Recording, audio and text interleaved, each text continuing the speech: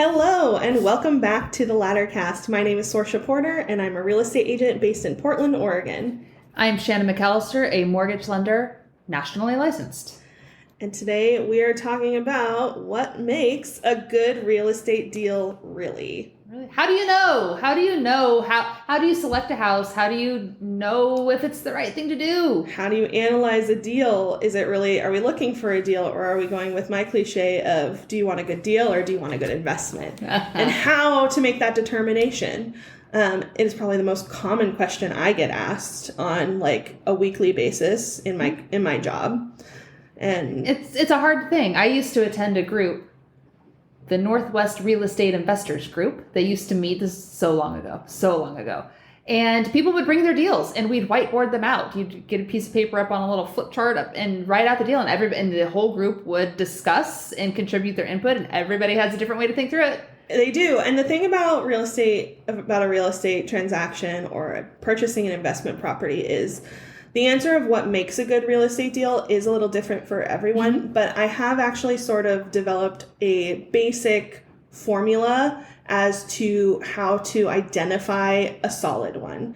There are variables and stuff which we'll talk through, but I was thinking about this the other day because my friend who's in marketing has been trying to get me to do more social media posts. And so I made a social media post about this. And then Shannon was like, we should do a podcast on it. And I was like, actually, I know what the answers to this. I have written it down. So we're going to talk about that today. I'm pretty excited. And the idea came to my head to say that out loud as the result of a client that I was working with recently that potentially got themselves into a deal that maybe was not a great investment. And it happens all the time. It happens to people regularly.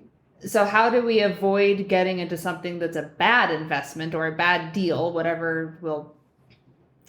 deal investment, that's the same thing, right? So we're interchanging those terms during this podcast. You will hear us most of the time speak very specifically, but when you hear deal, just know that it means investment. In this podcast specifically. There we go. But so how do you figure this out in advance so that way you don't get so far down the road as to be like, oh no, I'm in the middle of this transaction and it's not going to be great. Yes. And where do you even go to like look that information up? Because it's not like there is I should make one. Sorry. It's not like there's an online calculator that is just readily available of how to analyze a deal. So, well, I'll tell you, there are, I don't know about a calculator specific, but there are all sorts of people who put up spreadsheets that help you work through these things, like put in your variables, and it's according to their terms, right? Or what their definition or what their return requirements are. There's a good word.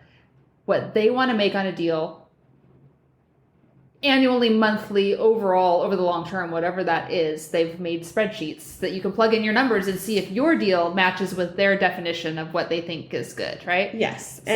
But I think that, when it comes to breaking this down, there are some pretty solid principles you can stick to if you don't know where to start. You can always, honestly, you can email us. We're available, but I don't know, shall we just jump into it? We're going to talk about this stuff. So I think a lot of people, many people, some people, think that if I just buy at a good price, not at the top of the market when things are going gangbusters, that it's a good deal. And it's so right? Not the case. What dictates, in my opinion, what dictates a good deal or a good investment is it making money, and can you make money off of it? So regardless of where the market is at, you can find a good investment. You just need to identify one that's a good price for what you can rent it for. So whether you're doing a short-term, and we're going to use long-term rentals for the purpose of this,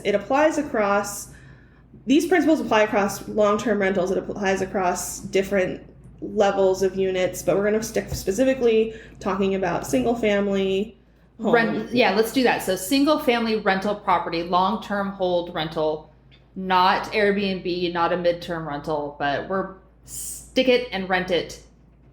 Right? Yep. Okay. So the first thing that you actually the price is actually not the most important thing. The actual price of the home is not the most important thing in that You can buy a house at the top of the market, and as long as it's going to rent for more than your mortgage, it could still be a good investment.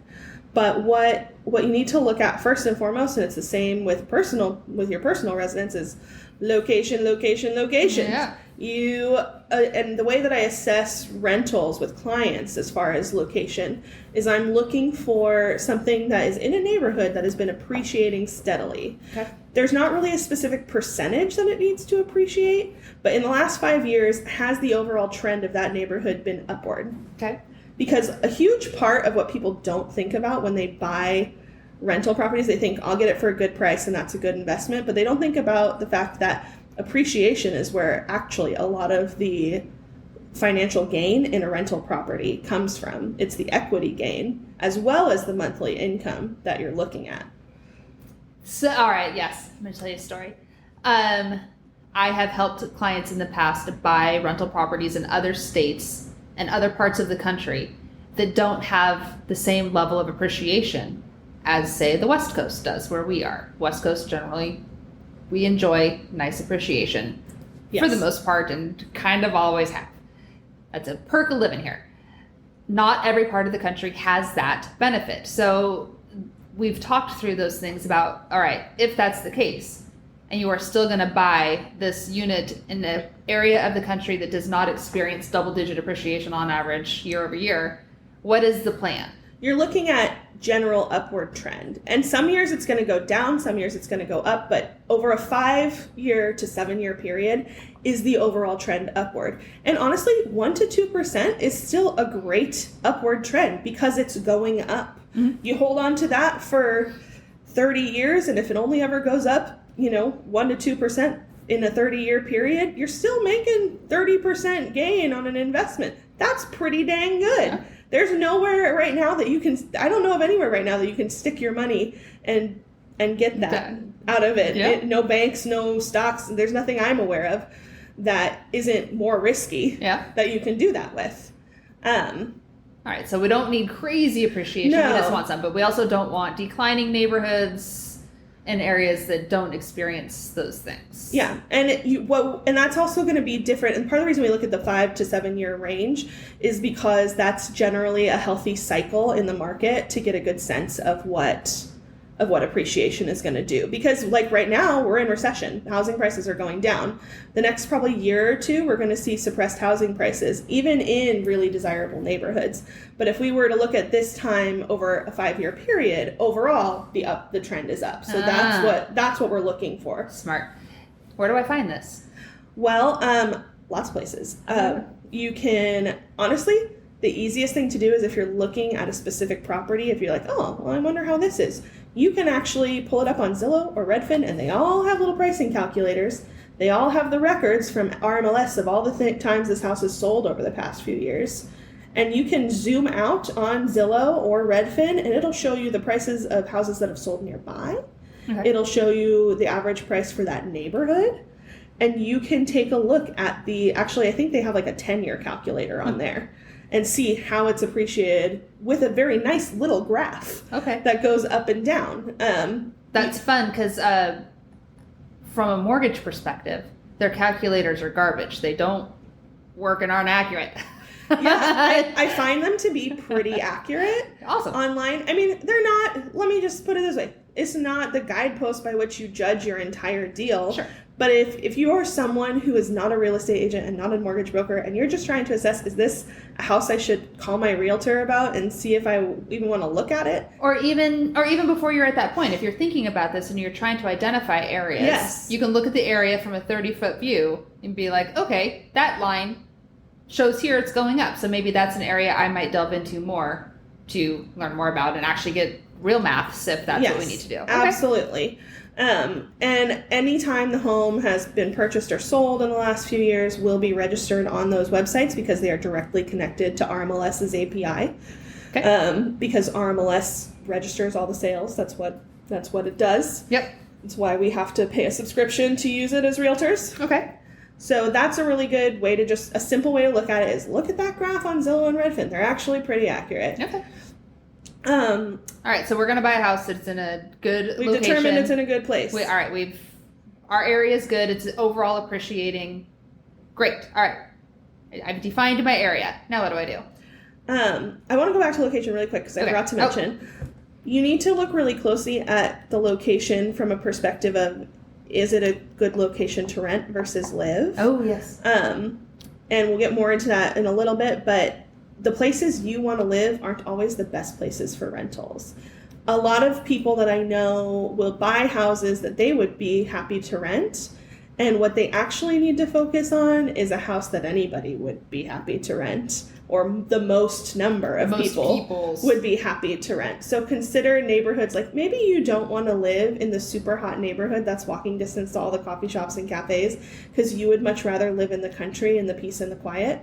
But what you need to know is that house is almost always going to be rented, whereas the house in the country, you're looking for a very specific tenant. Sure. And you are going to have a lower pool of tenant interest. So just a thing when it comes to location, consider the areas that are the most popular. Well, sure. And think about you are now offering a commodity on the market, mm-hmm. and you need to find the most potential buyers, renters. Correct. Right? The people that you are trying to advertise. So you need to find where those people are and offer your product where the people are. Yep. Your consumers. Your consumers, yes. Yeah. And we talk in other episodes, I want to say it's episode 2 or 3, about maybe it's 4. You have a much better memory of those things than I do. I don't think I actually do. That's why I keep going 1, 2, 3, 4. But we talk in previous episodes. Go back. There's one that's titled different types of rentals. Oh yeah, we went through the different. We talked about how to identify your ideal renter. That's in that episode, and that's a really valuable tool. I highly recommend going back to listen to that because we packed a lot of good info in there. But that said, location, and don't think of it as where you want to live. Think of it as where do people want to rent. Yes, where are your consumers? Okay, so I've identified that area. Yep. Okay. What do I do now? Now you need to look at the condition of the units. Are they safe, in good condition? Is there any deferred maintenance? Do they have the past owners kept up with repairs? This is like the most common thing with rentals that I see that are for sale.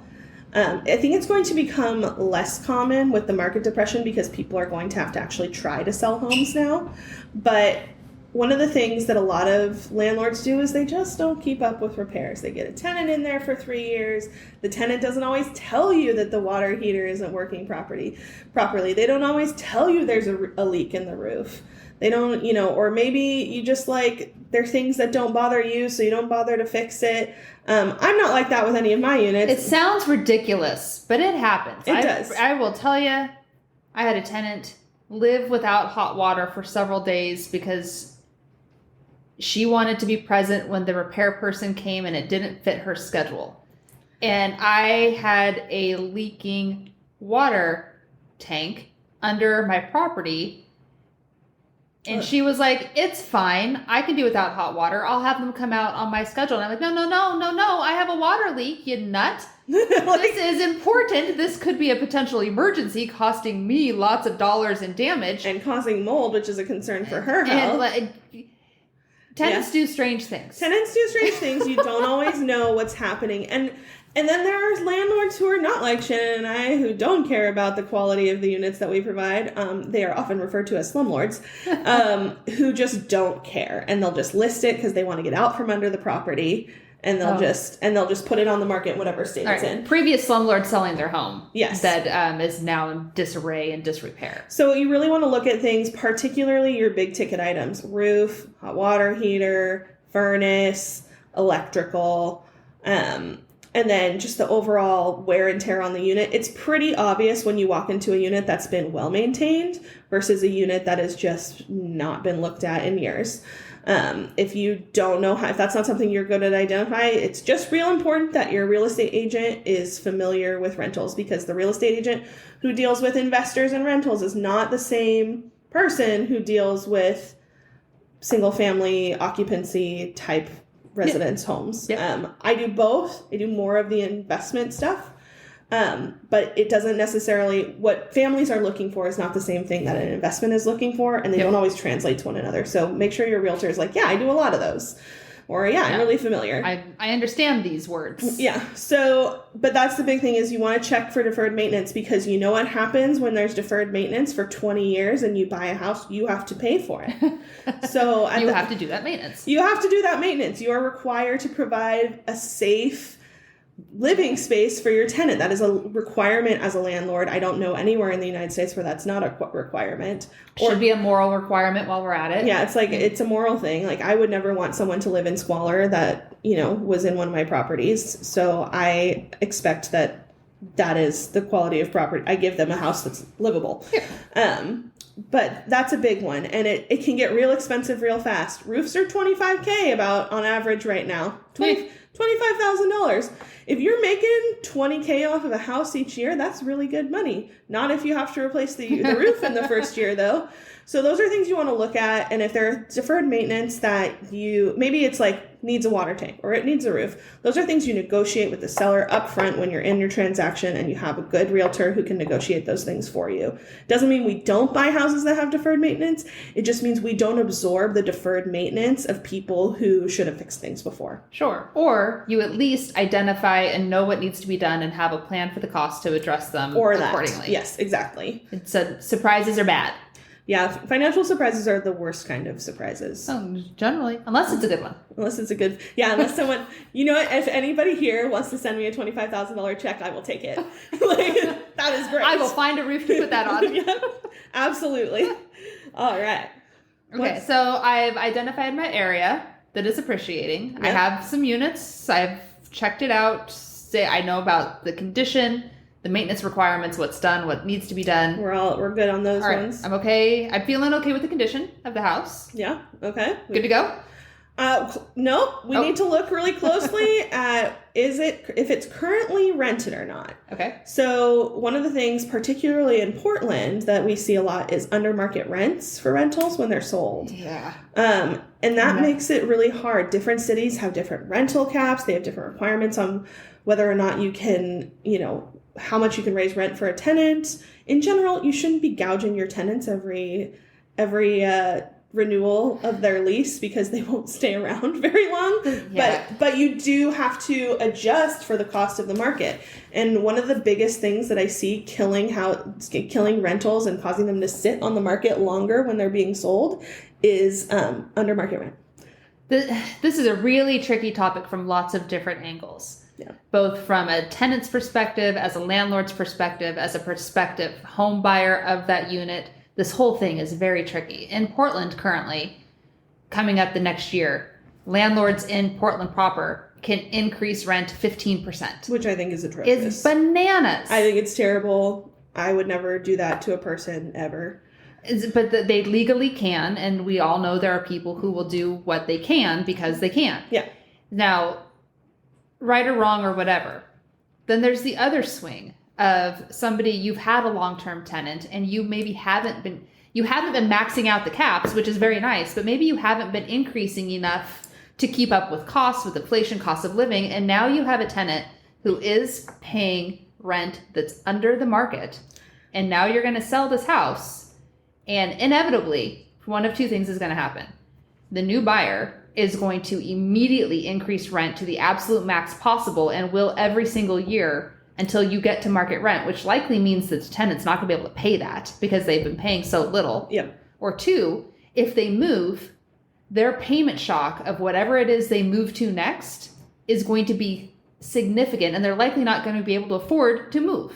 It creates a really unfair situation for both parties when landlords do not keep up with the rental costs. And it's something that I advise clients against regularly. Sometimes a house will pencil in every other area except for the market rent, particularly in Portland, where if you no fault evict someone, because that's the other option, right, is to no fault evict this tenant and have them go elsewhere because you can't raise their rent and you can't absorb the cost of the loss that is created by the non-market rent. But what does that person do? They've been paying $900 in rent when rent really should be $1,500. They're not going to be able to afford to go rent anything else. And it puts everyone in a really bad position. And I will often advise people away from properties like that because it's just it's not a liability you want to absorb, and it's not a thing you want to have to do to someone. But all right, so what are the options here? All right, so hang on, we're going real fast on lots of different ideas because it's something that's I deal with it a lot. It's near and dear to my heart. You be good to people, but also do the right things for everybody, right?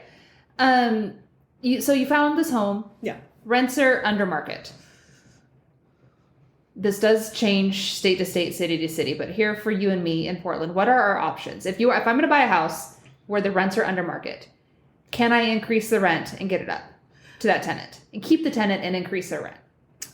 It depends. So I typically see a couple of different situations with this. The first option is you write into the contract upon purchase that the seller has to remove the tenant at their cost, and basically they have to pay that tenant their moving costs, and it's a calculation based on, I think, HUD and the Department of Housing, but there's a very specific calculation that they use to remove that tenant so that they walk away with a big chunk of cash so they can go and find a new unit. Okay. That's one option. You write it into the contract that's the seller's problem. And the tenant will be removed. And the tenant will be removed and financially compensated for their move. Okay. That's one option. Okay. Two is... And this is really, in my opinion, only works if you're going to occupy like a portion of the unit. So if we're doing single family, it doesn't work. It only works with multi-units. Really, is like if you're buying a duplex and it's under market, you can wait until that tenant renews and basically talk to them, get to know them, and say, look, this is way under market. Let's find a happy middle ground here so that we can get me closer to what my costs are, and so that you don't have to move. That's another option. But you're also absorbing a tenant that you didn't vet. You're absorbing a tenant that you didn't get to collect market deposit from. You're taking on a lot of risk when you take on a tenant who you didn't choose. Okay. So that's another option and that really only works, in my opinion, is if you're able to get market rent for one side of the unit, or if you're living in one side. Sure. So like a duplex. So it only works in like a duplex or a house with an ADU type situation. Sure. And then the other option is you make sure that the tenant is paying market rent. If they're not paying market rent, it's probably not a great deal. So if I take the tenant, can I raise their rent? Well, you just said in a 2-unit situation, but as the new landlord, they have a lease in place. I probably can't do anything with their lease as is until their next renewal. Until the lease renews, then it's according to whatever the city requires and whatever the Department of Housing requires for your area, and it varies county by county. And I'm not a property manager, but in general, unless the market rent is there, I don't really recommend taking on under market rent, because it's just too easy to get upside down on a property in that place, and you have to be so aggressive with your pricing, and it just puts everyone in a shitty position. Yeah. So I've had there you go, aggressive with your pricing. I was just going to say that I have had some realtors in this situation analyzing properties, and like the only way this is going to work is if you come down in your price considerably. That is another option. Is like to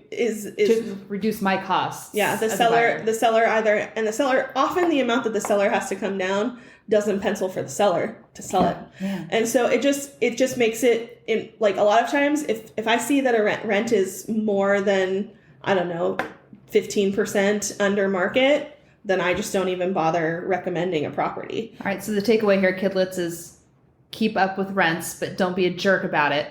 And when you're analyzing a property, make sure you check what their current rent is, and also if they've been paying it, they should be able to provide you with their statements for the last 2 years, and we always get the last 2 years. 2 years always. A lot of people only get 1 year. I always get 2 years. Perfect. Because it's just more time, better averages, better idea. Well, yeah, and especially if you're taking on the tenant, you need to know who these people are and what their habits are about paying and timeliness and all those things. And like sometimes I'll see people where they've missed a month, maybe like a year and a half back. And then that's when you have your realtor ask the other party, like, hey, what happened here? And they're like, oh, their mom died and they lost their job that month, so Sure. I just let them skip it. And it's like, those are reasonable things. Yes. Those are normal. Like, we can be human, but you need to get to your statements to make sure that there is a check coming in for the rent every month, because if they're paying market rent but they're not paying rent, it doesn't actually help you. It doesn't matter. So, all right, that's pretty good. And The next thing is to look at what is your profits. And this is where your realtor and your lender come in pretty clutch. You need to be running your numbers with your lender before you even make offers on properties. well, sure. So before, all right, there you go. So before we're even at these spots of identifying my location and identifying homes and rents, you got to know what you can afford, how much it's going to cost you, how much you're willing to pay, how much you can pay, how much you need, how much reserves you need to have. You need to know those things in advance, because that's going to inform your search going forward, Yep. right? One of the big things that we're seeing right now is that the price of houses has not fully adjusted to the cost of mortgages. So it's harder for landlords who do not have cash to purchase homes at this moment that are single family units, because the cost of carrying a $500,000 house is close to $4,000 a month. And the rent for most 3-bedroom, 2-bath houses in Portland is closer to like $2,800 to $3,200 a month. So that's like a pretty significant loss monthly on your costs. So that's a big thing right now is checking in with your landlord to make sure that these numbers work You're out. a mortgage person. Yeah. Yes. So yes, you should actually, before you even get so far as all of these things, you need to have your range, your numbers dialed in. You know exactly what you can spend, what you want to spend, what you're willing to spend relative to rents in the area that you're considering looking in, right? Correct. Absolutely. Another great place to identify whether or not it's going to, what we call pencil. That's what this whole process is this going to pencil? Are you going to be red or black at the end of the day? Yep.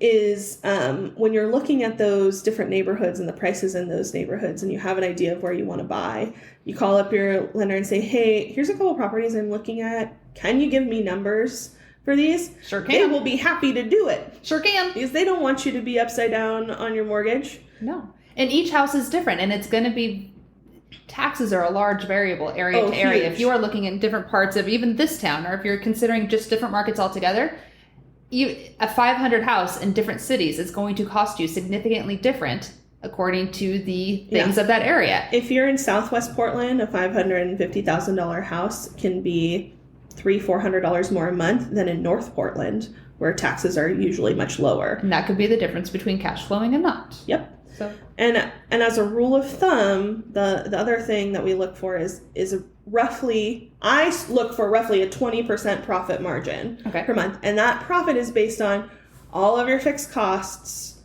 after all your fixed costs, your mortgage, your insurance, your HOA.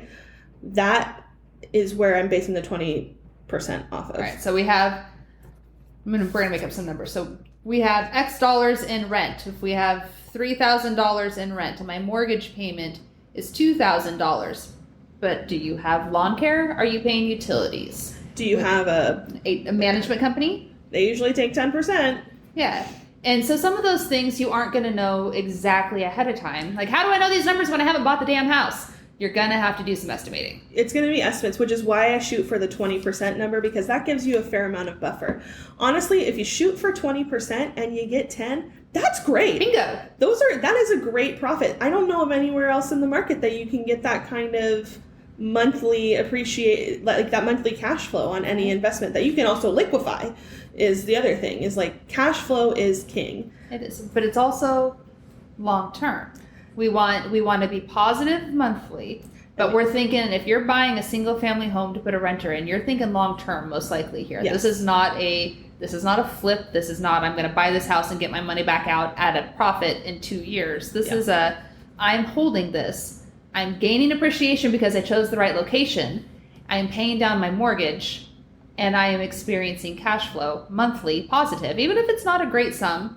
Honestly, $300 a month is great cash flow And it all goes into a savings account to build your slush fund for when your water heater goes out next time. Yep. You should at least have 6 months of emergency expenses in that bank account for that home. Like, honestly, a lot of people that I know, the first 2 years, they don't touch the profits from their rentals. I do two things. I use part of my cash flow to pay extra on my mortgage every month. I put an extra $100, $200 every month towards my mortgage to pay the principal down faster. Very smart. And the remainder goes into a savings account to build up slush funds to repair items. I currently have a $7,500 plumbing item that we're considering. So fun. It goes into an account to fund those things. And here's the thing, over time, you build it up enough, maybe I have enough savings that I could then go pull some cash out and go buy another investment property with as the down payment. Yes, or even remodel the one that you have to get higher rent. Yeah. There's a lot of options. And it also, when you get the property, and maybe this is a different episode, what you put in to improve your house makes a big difference in your cash flow as well. Because remember, the same principles of being able to change your investment physically in order to get more out of it financially apply to rentals as it does to homes that you own. We talk about remodeling kitchens and bathrooms.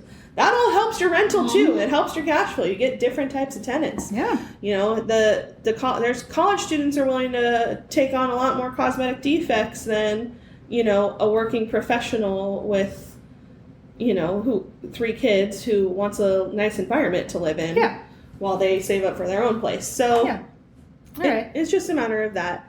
And so for the other things, you're going to have to do the estimating, right? You're going to have to determine if you're going to pay utilities, which ones they're going to be, how much are they going to cost you. These are all things your realtor can help you estimate. There are tools they have available to them to give you estimates of the costs of those expenses in the area that you're considering. And like if you're my client, I sit people down and I show them how to do it. I'm like, okay, so here's where you go to look for this.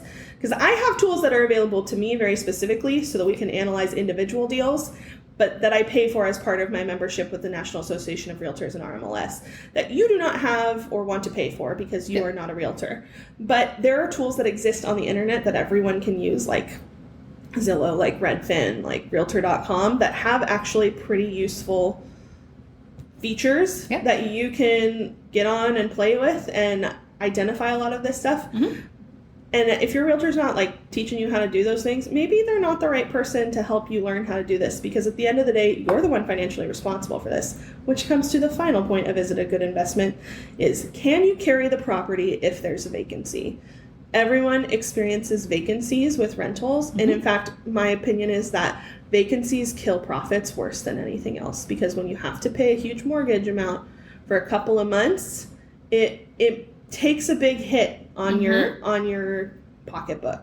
So can you carry your property with the money that you make when it's rented, combined with the money that you make monthly on your other stuff? And this isn't to say that you just have an additional $2,500 or $3,500 sitting around every month. It's to say that, like, is the amount that this is cash flowing enough to protect me as well as keep me positive should I go for 2 months without a renter? Because that's not uncommon. No, it happens. Because, you know, if someone moves out, you got to make repairs. Yeah. Sometimes it takes a couple weeks to organize repair people. And then get people to move in and the time and it's just, you know, it's just part of being a landlord. Yeah. But you need to make sure that you can afford to carry the property when it's not rented. It's hard at the beginning because you haven't built up the savings or things, but over time, that slush fund you're building helps cover those things. Yes. And it's, you know, and at a different point, maybe we can talk about rental pricing, because that's not so much what we're getting into now. We're trying to assess an overall purchase. Yes.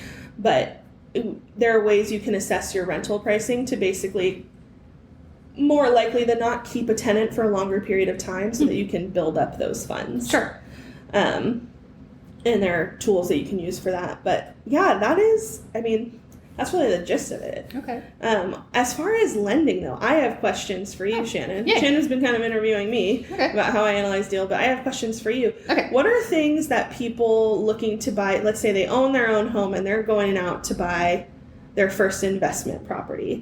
They're buying a single family home. They're obviously not living in it. What do they need to be prepared for financially for you so that they can actually get a loan, because it's different when you're not living in the property. Correct.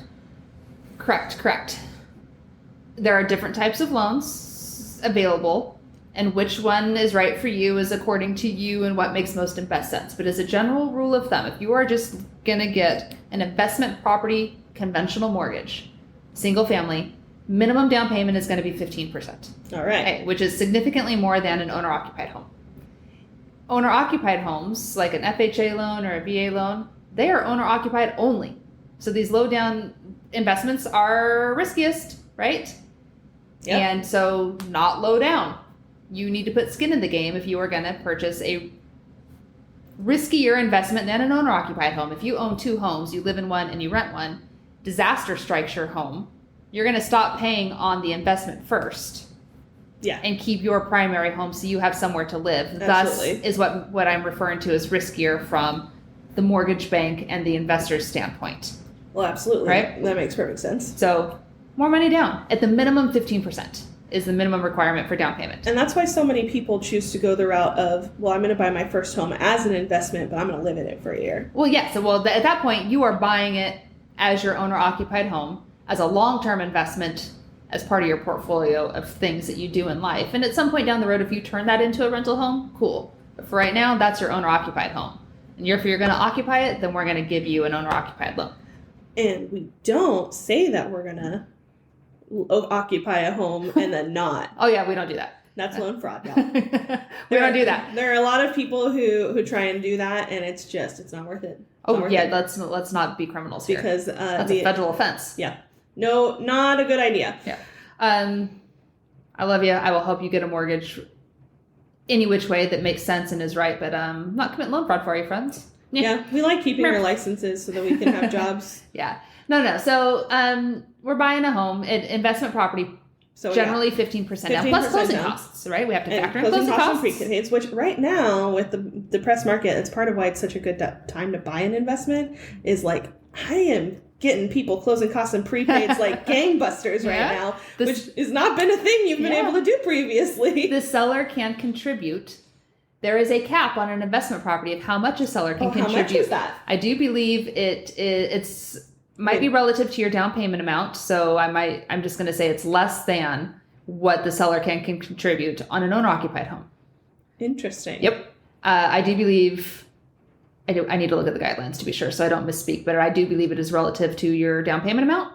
And they put a cap. I mean, here's the thing. You are purchasing an investment, right? You need to put the skin in the game and prove to the bank that you can carry this investment. And if you need the seller to contribute to your closing costs to get it done, maybe you don't need to be buying this investment. There you go. That's the thinking behind it. That makes sense. Let's not put you in financial risk because you didn't have enough money to cover your closing costs. In short, really, you need 15% plus, 5% in closing costs and prepaids. Plus reserves.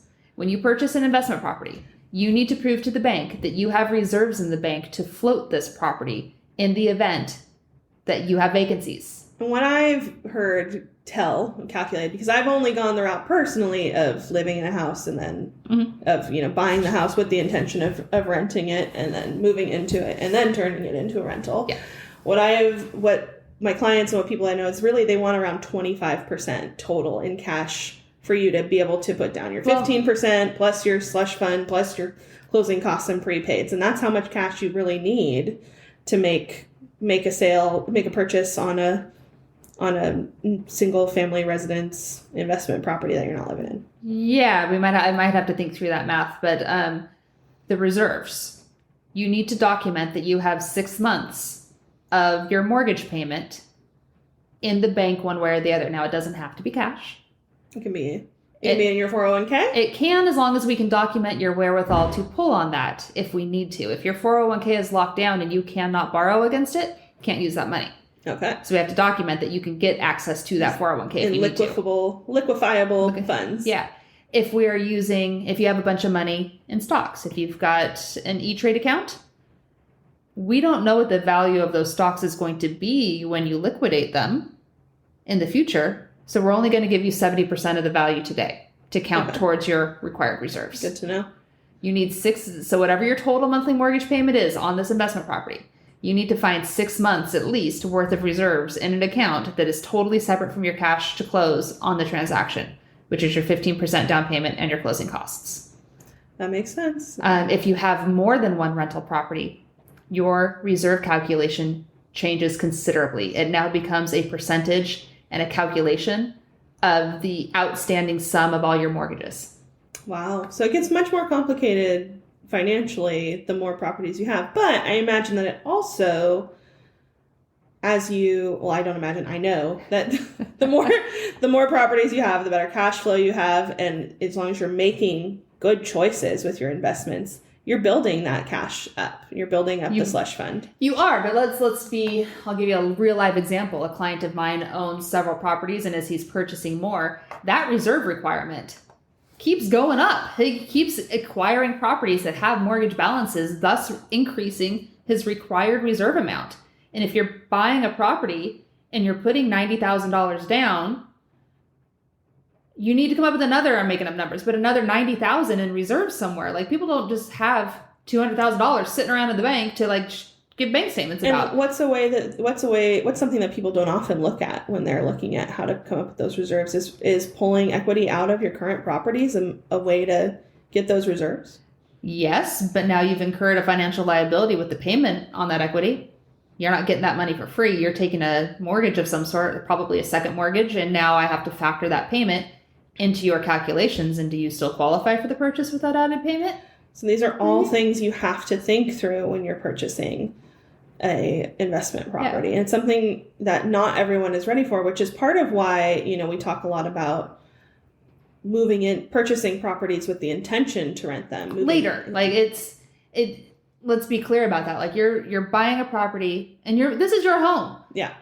And you're recognizing that you're not going to be here forever. And at some point down the road, you're likely to move out. And when you do, are you going to keep that home as a rental? Let's talk through that, because I think that is a more realistic scenario for a lot of people who are probably listening to this podcast. Sure. Looking to learn. And it's something we've talked about a little bit before, but how much less expensive and difficult is the qualifying process for that? Or maybe the level of difficulty is all the same. Let's be real. The paperwork's roughly the same. It's just levels of money. Difficulty is the same. Let's say what does that process look like more so? I know what it looks like, but let's tell the people what it looks like. So here's what we're doing. We're purchasing a home, owner occupied. You're going to move into it. You're going to live in this home. And remember, you're keeping in mind location, and that you're also keeping in mind that this isn't your permanent residence. You're buying this property. You're going to live in it for however long your mortgage requires. Or however long you want to be there. And you're going to do some stuff to the house. And you're going to get it ready to rent somewheres down the road. But you're keeping in mind that it is a rental and not your forever home. That's a big thing. It will be a rental. That it's going to be a rental. But the biggest thing that I see people make the mistake of when they go this route is they get hung up. They're like, I want to build a property empire. And I'm like, great, let's do it. I'm all for that. Got 30 years? And I'm like, this is a long-term game. And they walk into a house and they're like, I don't really like the color of that wall. And I'm like, well, first of all, that's very changeable. And second of all, I thought you wanted to build a property empire. We need to look at this from a less emotional standpoint. Because the reality is, if you're looking at these as temporary residences, you are more likely to make a good investment if you focus more on how it pencils. It doesn't mean we should be uncomfortable in the place that we live, but you need to focus more on how it's going to pencil down the line, what you can afford to do to make it comfortable for you to live in secondarily, and whether or not it's going to cash flow. So just a thing to think of, if you're going to go this route, we're not buying our dream home. We're buying a good investment to rent. So that is the first thing that I see people mess up all the time, pay more for a property than they should, or get into something that they really, really love, but it actually doesn't tick any of the boxes on their list for their investment because, they liked that it had nice wainscoting. Yeah. And it's like, okay, well, we're paying an additional $30,000 for this wainscoting that could have been $50 a month in cash flow, but that's fine. And, it's ultimately you have to make those choices. Yeah. And as long as it's been disclosed to you, you move forward with it. Yeah. So, but what is when they're how much do they need to put down in that situation? It depends on the type of loan that is right for you and that makes sense, but general starting owner occupied down payment starts 3 to 5%.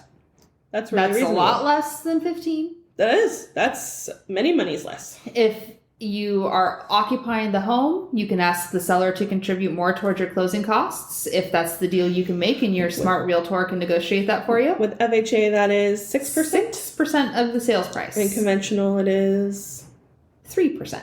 All right. Good to know. 3%. So that's a really good thing to keep in mind when you're talking to your lender and your realtor about whether or not you're going to go FHA or conventional. Would you, the FHA loan may have slightly higher PMI usually. It depends on the circumstances. There's the good old FHA funding fee that we just pretend doesn't exist, and we say thank you, government, for helping us get this mortgage, and here's your fee for it. So there's some higher fees associated with FHA, but you can get more cash for closing. You can to offset your costs, which is a thing to think through. And if it's the right thing to do, we can run through numbers on these. We're going to look at it, and which loan type you do might be dependent on the house you choose. Absolutely. There are pretty strict. We've talked about FHA versus VA.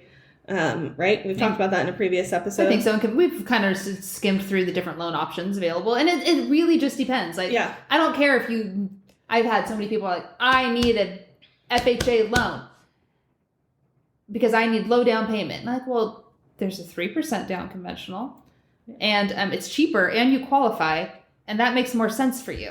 And I'm going to show you why. I'll run you through the numbers and you get to choose whatever loan you want to do. But I'm telling you, don't just say that this is the one I need because this is what I know.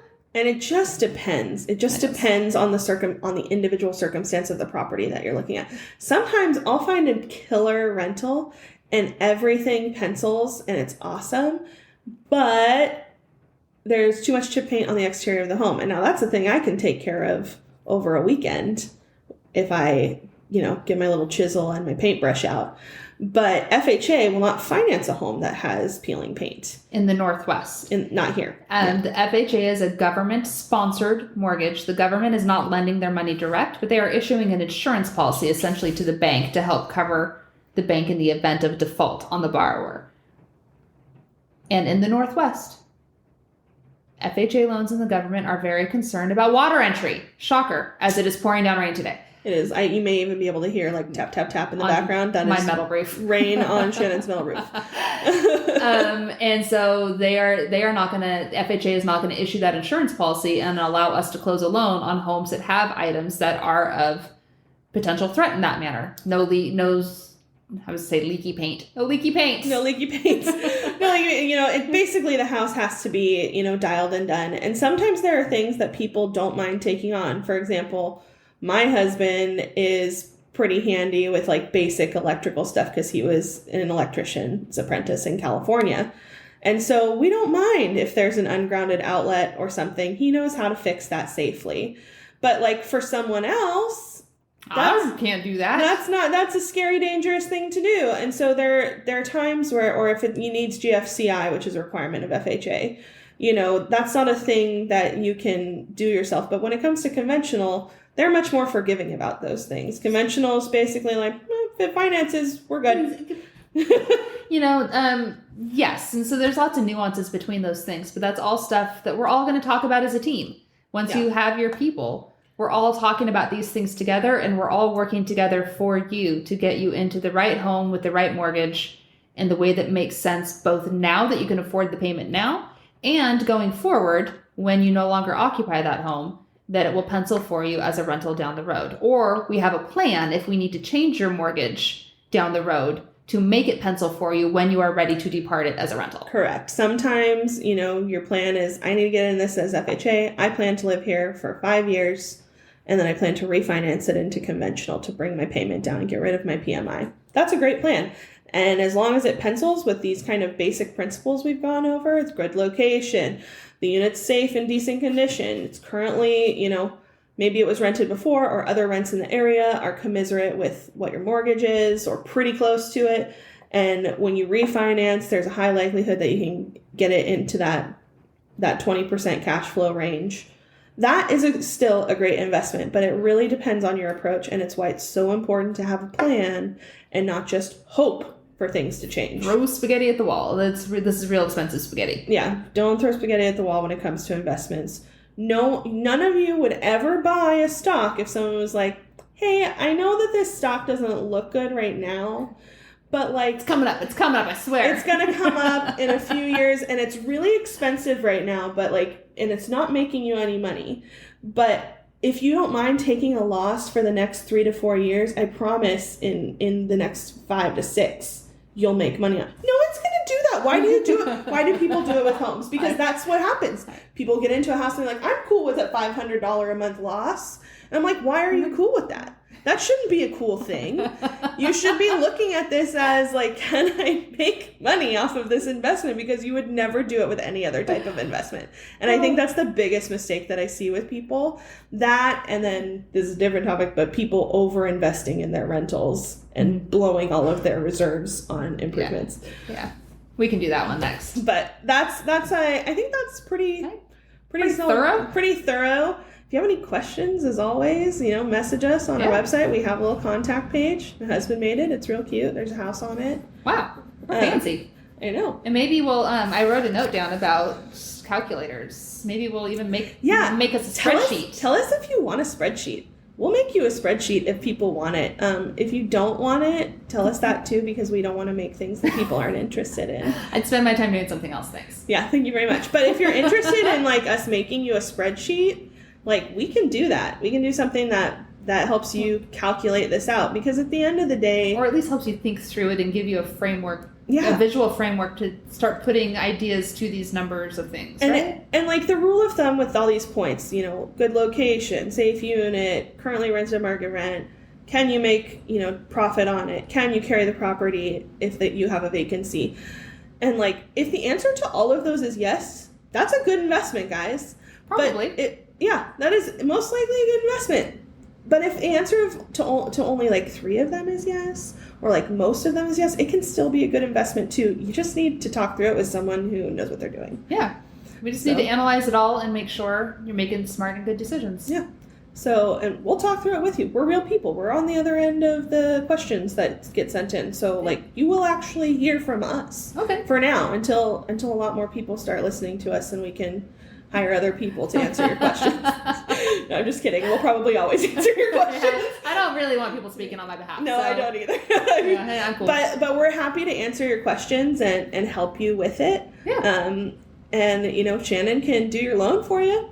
I can consult on your rental for you. Yeah. I can help you find a realtor who knows how to do those things if you're not in my area. Yeah, she can help you analyze the deal you're considering. You can hire Sorsha as a consultant to help you analyze the deal you're considering purchasing. It does. It's a thing. It's a thing you can do. I'm happy to do it. I love helping people make real estate investments. I'm super nerdy about it. So, like, please, I would do it. All absolutely. Right. Sounds like a fun Saturday afternoon.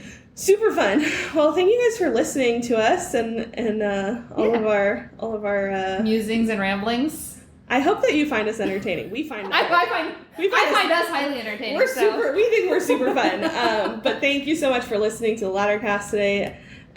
We hope that this has helped you learn how to leverage your assets and change your life. And thank you for listening to our first season. I think this concludes it. This is the conclusion of our final season. If this is the first episode you've listened to, we've got 9 other episodes. Go through them. Know that the first couple maybe have some audio issues. Oh, yeah. Because we've been learning a lot about that through this.